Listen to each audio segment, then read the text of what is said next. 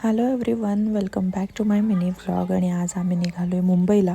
तर मुंबईला यासाठी तर अमितची मीटिंग होती आणि मी त्याला म्हणलं की चल मी पण येते.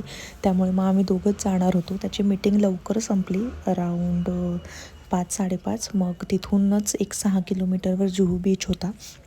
मग अमित म्हणला की चल आपण सनसेट बघायला तिथे जाऊ. सो त्यामुळे मग आम्ही जुहू बीचला पोचलो. सनसेट होतच होता आणि आम्ही गाडी पार्क केली. त्यानंतर असंच हे बोटिंगवाले दिसले म्हणून म्हणलं की चला बोटिंग करावं का. आणि मग आम्ही तिथे रजिस्ट्रेशन करून कूपन घेतलं आणि बोटमध्ये बसलो. मला अजिबात वाटलं नव्हतं की म्हणजे या बोटमध्ये ॲक्च्युली मी पहिल्यांदाच बसले, त्यामुळे मला माहीतच नव्हतं की पाणी आत पण येतं ते.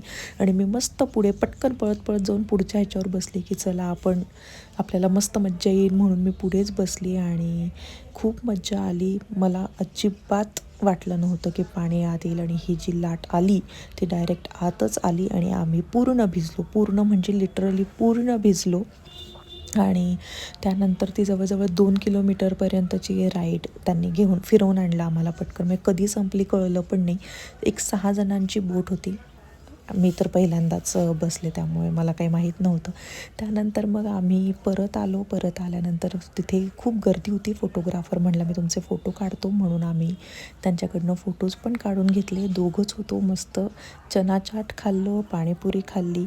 आणि त्यानंतर इथे जेव्हा आलो तर मी अमितला बोललेली की आपण इथे काहीतरी खाऊया, पण अमित नको म्हणाला. ते लोक अंगावरच येत आहेत फार म्हणून. आणि मला भूक लागलेली पण तो नाही म्हणला, त्यामुळे फक्त पाण्याची बाटली घेऊन निघालो.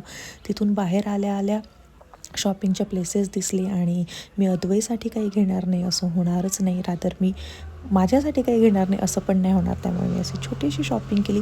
अद्वै आमच्यासोबत नव्हता, तो घरीच होता आणि आम्हाला वन डे पटकन जाऊन यायचं होतं, त्यामुळे आम्ही त्याला नव्हतं. सो येस, असा होता आमचा दिवस. आम्ही खूप मजा केली आणि त्यानंतर रात्री जवळजवळ 9 वाजता परत पुण्याला जायला निघालो. बाय.